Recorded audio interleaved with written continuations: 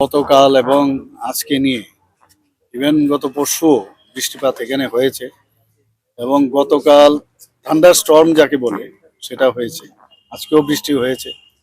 তো সব মিলিয়ে সমস্ত ডিস্ট্রিক্টের কি কি অবস্থা এবং সেখানের কোন কোন জায়গায় রোড ব্লক আছে, কোথাও ওয়াটার লগিং আছে কিনা, কোথাও অঙ্গনবাড়ি সেন্টার, কোথাও স্কুল ইত্যাদি কিরকম ড্যামেজ হয়েছে, এইগুলোর বিষয়ে টোটাল ইলেকট্রিসিটির কি অবস্থা, পাওয়ার এর কি অবস্থা, ওয়াটার রিসোর্সের কি অবস্থা এবং বিভিন্ন জায়গায় যে বাঁধগুলো আছে সেই বাঁধগুলোরও অবস্থা এখানে আজকে আলোচনা হয়েছে।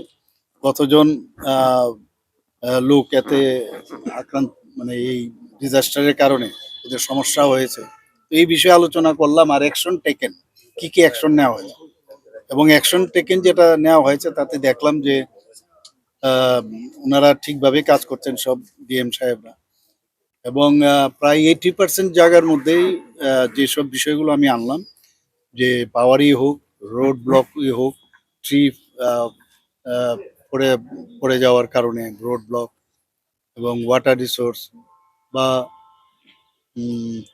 লাইটিং এর কারণে কেউ মারা গেছে, একজন মাত্র ব্যক্তি মারা গেছেন, এটা লংতরাই বেলিতে। তো সব জায়গায় কম্পনসেশনও দেওয়া হচ্ছে। তো সেইভাবে এই বিষয় নিয়ে আজকের এখানে বৈঠক। কোথাও আমরা অ্যালার্টনেস হচ্ছে সবচেয়ে বড় ইম্পর্টেন্ট।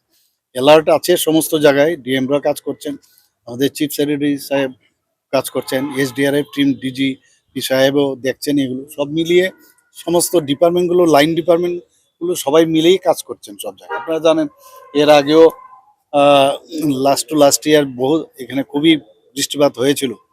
তো সেইভাবেই সবাই অ্যালার্ট আছে। আমিও বলেছি আরো যেন অ্যালার্ট থাকে।